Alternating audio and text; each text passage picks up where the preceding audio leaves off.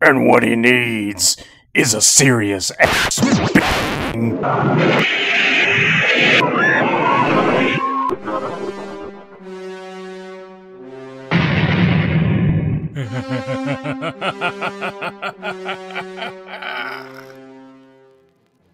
The master of crime here, Gangstor.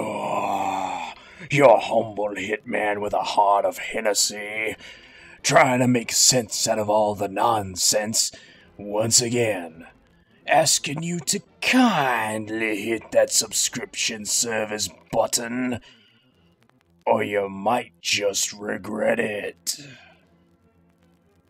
Well, dear listeners, after my initial video on the Tila of the Tilaverse trailer that dropped, I was back at it trying to make another commentary on one particular shot from that trailer.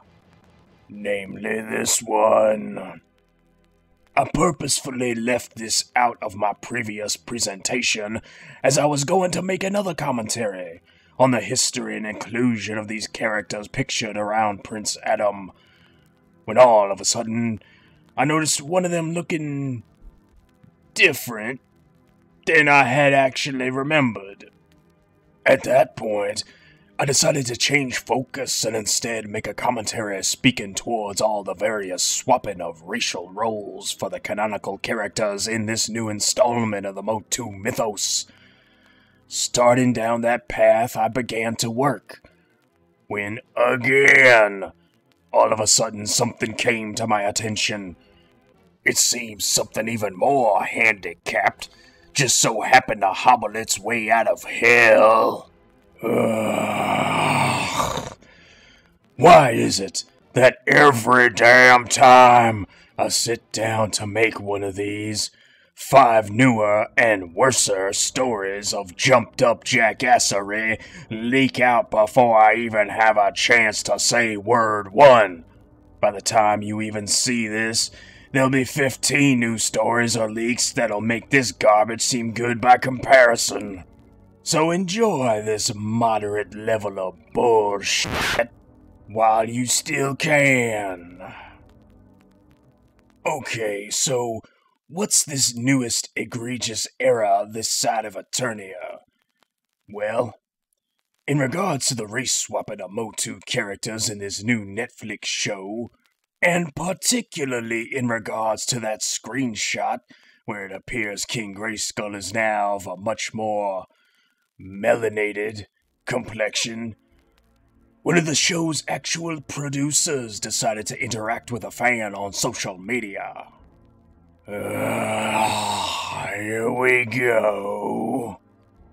So, in this MOTU-themed Facebook group, a user by the name of Tim Bland said the following in regards to He-Man's ancestor, King Grayskull, now being portrayed as a black man. I prefer making new, unique black characters than race-swapping originally white characters. Instead of wearing your own shirt, you're getting a hand-me-down shirt from somebody else. Very good point you're making here, my good man. That's straight Gangstor.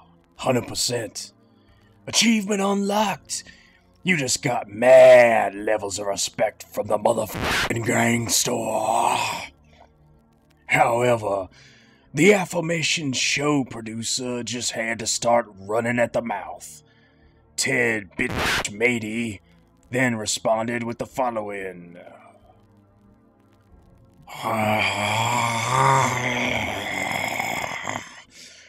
Where do I even... You know what? I'll start with Laserlight. So, nobody gives a shit. Really? What about just doing a simple Googling? You'd find all kinds of great-looking fan art out there. Some fans even went so far as to creating brand new figures practically from scratch. Would a nobody garner this kind of attention? What about this guy? Is he a nobody? Or for that matter, how's about me? You calling me a nobody? Is that what you're trying to say?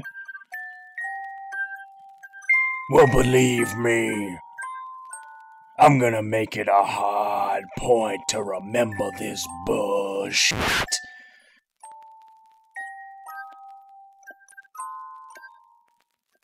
As for Laserlot, he has a fond place in my heart, as do all of what I like to call the class of 2012 when it comes to the new MOTU characters.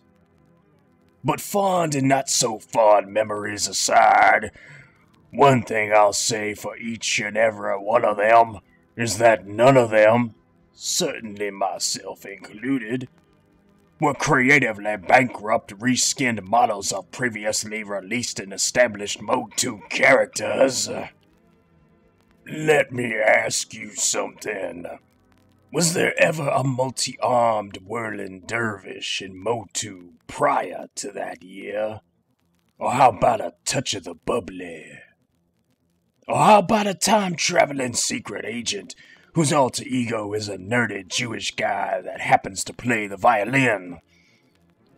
Love or hate these characters, one thing you can never take away from them is that they were original. How little effort and imagination does it take to look at an already existing character and go, how about we make him black? Okay, that good, everybody? That works? Okay, another one in the can, let's go to lunch. And why exactly was this done? Because you say we don't need two giant white blonde dudes in MOTU? That's your reasoning? You know, that's highly suspect reasonings if you ask me. However, despite the fact that Prince Adam and King Grayskull are both fucking related, they shouldn't look in the least bit alike. Apparently, bitch matey's brain doesn't quite fancy the company of oxygen, I see. Bitch matey goes on to proclaim his jealousy, that he wishes he could take credit for this. Oh, I believe you 110%. It would be something for you to brag about to all your tired and dried up fellow diddle blisters out there in West Hollywood. He then goes on, finally a black man has a role of prominence, and concludes with, as opposed to just being the guy with the clamp that's King Randor's bodyguard. Wow. Not only did you diss and diminish every black character to ever appear within the confines of the MOTU mythos, but you particularly went after Clamp Champ, whom, by the way, in the 2000X and MOTU Classics canon, was set up to be taking on the role of Man-at-Arms right after Duncan.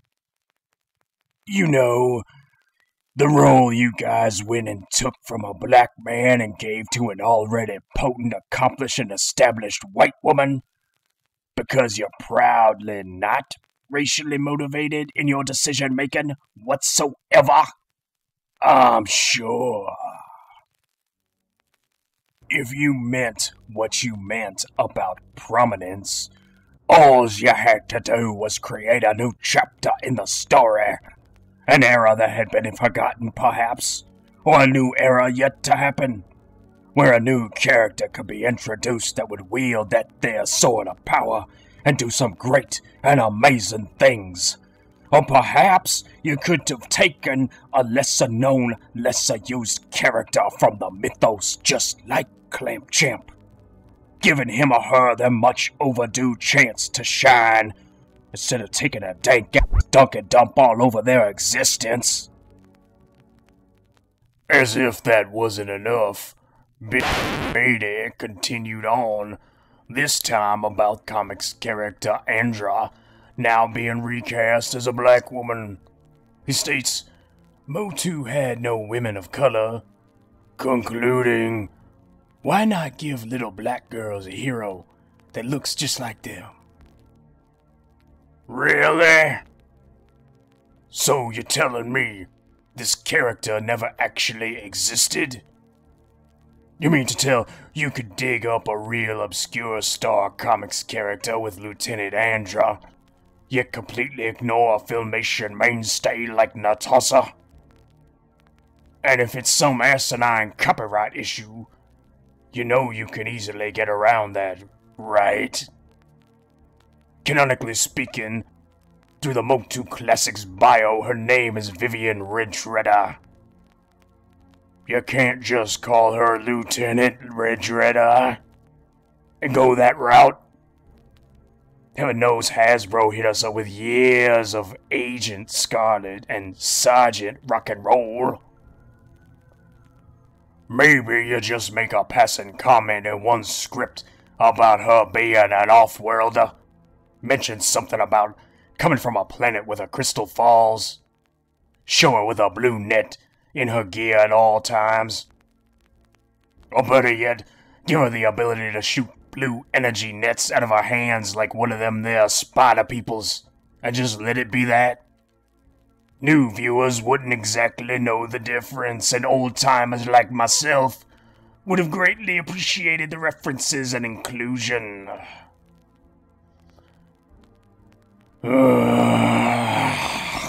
I've had it about up to here with this noise and nonsense.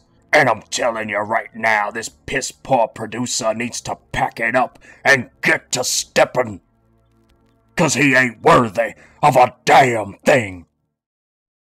And if he ain't worthy, we best all bid him good journey.